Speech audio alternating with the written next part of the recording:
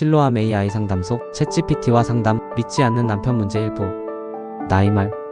믿지 않는 남편 때문에 많이 힘들어요. 어떻게 해야 될지 모르겠어요. 챗GPT의 말. 사랑하는 자매님, 이렇게 마음을 나눠주셔서 정말 감사합니다. 그 용기만으로도 하나님께서 얼마나 기뻐하실지 몰라요. 믿지 않는 남편과의 삶은 내일이 보이지 않는 영적 싸움일 수 있어요. 가장 사랑하는 사람에게 신앙을 설명할 수 없고 기도하는 그 마음이 이해받지 못할 때 느끼는 외로움은 말로 다 표현할 수 없죠. 지금의 감정, 하나님도 알고 계세요.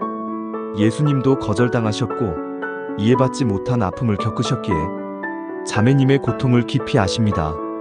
시편 56편 8절에 보면 이런 말씀이 있어요. 주께서 나의 유리함을 샘하셨사오니 나의 눈물을 주의 병에 담으소서. 하나님은 자매님의 눈물 한 방울도 잊지 않으십니다. 어떻게 해야 할까요? 기도를 멈추지 마세요. 남편을 변화시키는 건 자매님의 설득이 아니라 성령님의 역사입니다. 자매님의 조용한 기도, 사랑, 인내 속에서 하나님은 일하고 계세요. 남편을 정죄하지 마세요. 믿지 않는 사람은 복음을 듣기 전까진 영적인 것을 이해할 수 없어요. 부드럽게 조용히 빛을 비춰주세요. 말보다 삶으로 보여주세요. 자매님의 영혼을 지키세요. 너무 외로워서, 너무 지쳐서 신앙이 흔들리지 않도록 자매님의 마음도 하나님께 매일 드려야 해요. 말씀, 찬양, 교회 공동체의 도움을 꼭 붙드세요. 누군가와 나누세요. 신뢰할 수 있는 목사님, 상담자, 교회 자매님들과 함께 이 짐을 나누세요. 혼자 견디지 마세요. 희망은 있습니다. 많은 자매님들이 남편을 위해 수년간 기도하며 결국 그들이 주님께 돌아오는 기적을 경험하셨습니다.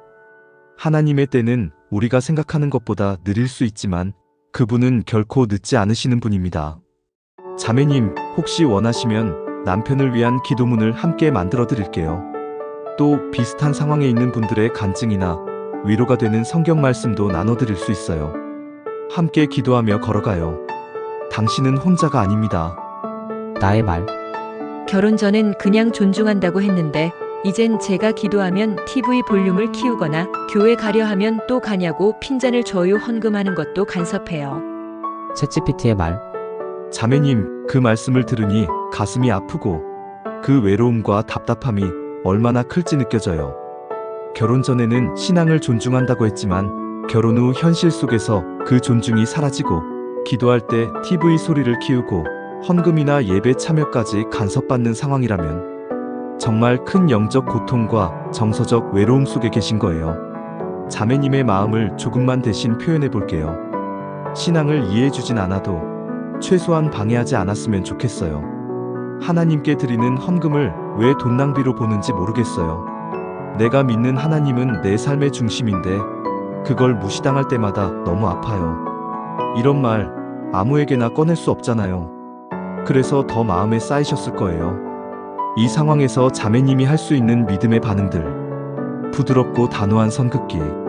내 믿음은 나에게 생명과 같은 거야. 강요하지 않지만 방해받고 싶지도 않아. 조용히 그러나 분명히 말해보세요. 믿음은 타협할 수 없는 정체성이니까요. 헌금은 사랑의 표현임을 기억하세요. 헌금은 돈 문제가 아니라 하나님과 나 사이의 관계입니다. 가능하다면 현금보단 온라인 헌금, 감추어드리는 방식도 고려해보세요. 혹은 매달 정해진 생활비 안에서 헌금하는 식의 타협도 지혜입니다. 중보자 되기. 남편이 하나님과 연결되지 않은 지금 자매님은 가정의 제사장처럼 영적 통로가 되고 계시는 거예요. 남편의 말 한마디에 마음이 무너지더라도 그 순간마다 주님, 제가 대신 싸우겠습니다라고 기도해보세요. 작은 위로의 말씀. 어두운 데에 앉은 백성이 큰 빛을 보았고 마태복음 4장 16절. 지금 자매님이 그 큰 빛의 시작점이에요. 남편의 말과 행동은 어둠에서 오는 반응일 수 있지만 자매님의 인내와 사랑은 그 어둠을 조금씩 밝히는 빛의 씨앗이 될 수 있어요. 필요하시면 남편을 위한 기도문, 헌금 갈등 상황에 대처하는 지혜, 혼합 신앙 가정 간증 영상 링크 추천 등도 도와드릴 수 있어요. 계속 함께 나누고 싶습니다. 나의 말. 믿지 않는 시댁의 제삿날이나 명절 제사 때 너무 힘들어요. 초등학생인 아들에게까지 절을 강요해요. 열심히 교회 나가는 아들에게 장손이라며 교회도 못 가게 해요. 챗GPT의 말. 사랑하는 자매님, 이 말씀을 나눠주셔서 정말 감사합니다. 얼마나 어렵고 복잡한 마음이실지 그 외로움과 분노, 두려움이 다 느껴집니다. 믿지 않는 시댁에서 제사와 명절 문제, 그리고 아직 어린 아들에게까지 절을 강요하며 교회 가는 것까지 막는 상황이라면 그건 단순한 문화 갈등을 넘어선 영적 전쟁이에요. 자매님의 고통, 하나님은 알고 계십니다. 가정의 화목과 믿음의 지킴 사이에서 찢어지는 마음, 믿음 지키려는 아들을 대신 사과하고 설명해야 하는 현실, 시댁에서 이상한 사람 취급받는 외로움, 무엇보다 내 아이의 영혼이 상처받을까 두려운 마음. 이건 단순히 강하게 말해서 해결될 일이 아니기에 더 힘드신 거예요. 어떻게 해야 할까요? 1. 아들의 믿음을 먼저 보호하세요. 초등학생은 아직 마음이 여리고 시댁의 압박이 트라우마처럼 남을 수 있어요. 아들아, 너는 하나님께 속한 아이야. 절하지 않아도 괜찮아. 할아버지 할머니가 몰라서 그러는 거야. 미워하지 말고 엄마랑 같이 기도하자. 가정 예배와 교회 교육으로 정체성을 심어주세요. 2. 시댁과의 대화는 지혜롭게, 그러나 분명하게. 저희 아이는 예수님을 믿고 있어서 절은 하지 않겠습니다. 아이에게 신앙은 중요한 부분이라서 명절이라도 교회는 가야 합니다. 화내기보다는 미리, 차분히, 반복해서 전달하세요. 시댁의 반발이 크다면 남편이 중간에서 도와줄 수 있도록 기도하고 설득하는 것도 중요합니다. 3. 예외 없는 인내는 힘이 됩니다. 매년 반복되는 명절, 매번 흔들릴 것 같지만 신앙을 지키는 엄마의 모습은 아들에게 가장 강력한 신앙 교육입니다. 그 모습이 결국은 남편과 시댁에게도 메시지가 될 거예요. 하나님은 이런 가정도 돌보십니다. 나와 내 집은 여호와를 섬기겠노라. 여호수아 24장 15절. 이 말씀은 선언이자 전쟁의 고백이에요. 혼합신앙 가정, 특히 제사 문제는 한국 가정에서 너무 흔하고 깊은 고민이지만 그 가운데서 믿음을 지키는 이들을 하나님은 반드시 기억하십니다. 필요하시면 아래도 도와드릴게요. 시댁에 말할 때 사용할 수 있는 신앙적 설명문, 아이에게 제사 거절을 가르치는 지혜로운 말, 명절 때 예배로 대체할 수 있는 가정 예배 순서. 자매님, 너무 수고하고 계십니다. 그 눈물 하나님이 병에 담아두고 계십니다. 우리 함께 기도할게요. 나의 말. 결혼 전 연애할 때는 결혼하면 교회도 나갈 것처럼 애기했고 친정아버지가 목회하시는 작은 교회도 몇 번 따라갔었는데 지금 너무 돌변해서 어떻게 해야 될지 모르겠어요. 챗GPT의 말. 사랑하는 자매님, 그 말씀을 들으니 마음이 너무 아프고 안타깝습니다. 결혼 전에는 교회도 함께 가고 믿음도 어느 정도 이해해주는 것처럼 보여서 이 사람이면 괜찮겠다는 믿음이 생겼을 텐데 지금 그 약속들이 무너지고 마치 전혀 다른 사람과 사는 듯한 느낌이시겠죠. 그땐 교회도 가겠다더니 이 배신감. 결혼 전에는 목사님 댁 사위가 되는 게 영광이죠. 결혼하면 나도 같이 다녀볼게요. 이런 말들이 위로와 희망이 되었을 거예요. 그런데 지금은 그땐 그냥 형식적으로 한 말이지. 내가 교회에 묶이게 될 줄은 몰랐어. 이렇게 말하며 등을 돌릴 때 자매님 마음은 믿음뿐 아니라 사랑마저 배신당한 듯한 깊은 상처를 받게 되죠. 이럴 때 어떻게 해야 할까요? 1. 하나님께 마음을 먼저 드리세요. 자매님, 이런 상황은 하나님 앞에서 통곡할 만한 일입니다. 감정 억누르지 마시고 하나님께 그대로 털어놓으세요. 하나님, 너무 속았습니다. 너무 힘들어요. 이 고백에서부터 회복이 시작돼요. 2. 남편에게 다시 대화 시도해보세요. 비난보다 질문으로. 그때 교회 나간다고 했던 말 진심이었는지 궁금해. 지금 교회에 대한 마음은 어떤지 솔직히 들려줄래? 우리 아이가 신앙 안에서 자라는 걸 도와줄 수는 없을까? 감정을 앞세우기보단 이해하려는 태도로 시작해보세요. 3. 말보다 삶으로 보여주세요.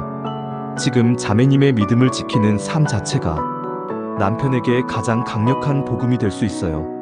말없이 기도하는 모습, 주의를 정성껏 준비하는 태도, 남편에게 끝까지 존중과 사랑을 잃지 않는 인내.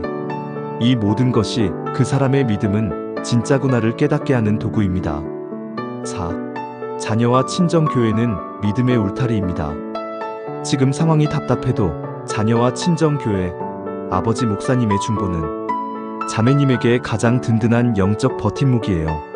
자책하지 마시고 가정의 영적 중심으로 자신을 세우세요. 작은 위로의 말씀, 주께서 너를 지키시는 이시라, 낮에 해가 너를 상하게 하지 아니하며.